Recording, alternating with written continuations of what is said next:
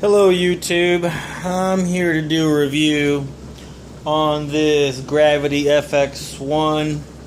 I've seen a couple of reviews online and before I bought the bike that were not very informative but just gave a good view of the bike. I got nothing but time sitting here in a hotel and I brought my bike with me, so I thought I'd just go ahead and share my thoughts now that I've had it for a couple of weeks. I just wanted to do some basic trail riding. I'm no expert. I'm over my 40s, so I'm not doing anything crazy to try to break a leg or anything like that. So I thought that a bike, I was due for a new bike, and this one seemed to fit my price range for what I was looking to do.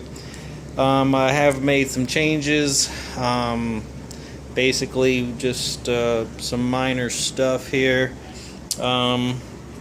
Just kind of swapped out the grips, which these are a little nicer, but still, you know, they're only like $10, and a little bit for aesthetics, but also just something I wanted to do. I don't know that it's a need. Tires, they don't have a real aggressive tread on them, so I kind of knew that from looking at those other videos online. So before, as I ordered it, I also just kind of ordered a $25 tire that just had a little bit more grip on it, for riding on, you know, dirt, rocks, things like that, so I have a little bit better traction. I knew from also looking at the videos and asking some questions about the pedals that they were partially plastic, so I went ahead and just, you know, ordered just some different pedals to make the bike look a little nicer, and obviously these are a little bit better quality. So between just the things that did not come on the bike, the tire, the pedals, and the grips, I probably spent a total of $50. So really no cost at all. The bike ride's pretty good. I'm gonna say that my biggest complaint about the bike is at this point anyways, is the front shocks. Like I said, I didn't really know much about the bikes, because my bike was so old it didn't even have shocks. So once I got this one, I just figured, hey, the fact that it has shocks is better than nothing. Well, now that I have it, I've done a little research, and basically a lot of front shocks have adjustments on them, as this one does here, but unfortunately I have had no luck adjusting them. I've gone through some other YouTube videos and they actually do not adjust. They're pretty much as, you know, these are just too squishy. I only weigh 165, and whenever I go over I don't know, like a log or something like that, I've been doing a little practicing on curbs and logs, and when I go to lift up, I don't bottom out, but it jams pretty hard coming up. When I pull up on the bike, I guess it bottoms out as I'm lifting up real high, so I guess it's the opposite of bottoming out, I suppose. So that adjustment really does nothing. Don't really know much about this shock right here because I haven't noticed it to be much of an issue.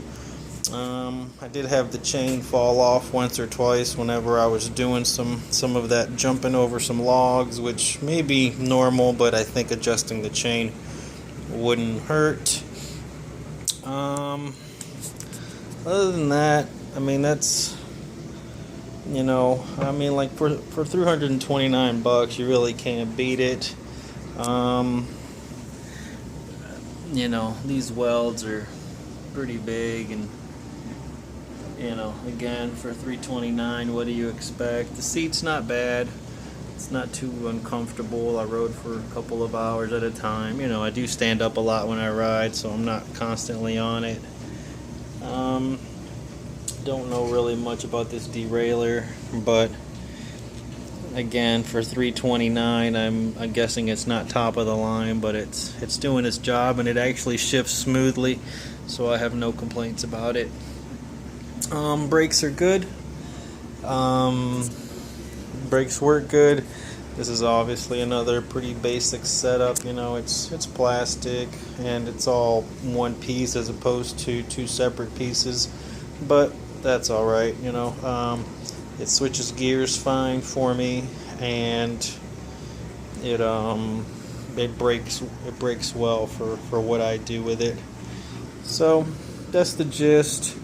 Just wanted to say that it's definitely worth the $329 if you're just kind of a beginner rider or just not doing anything crazy.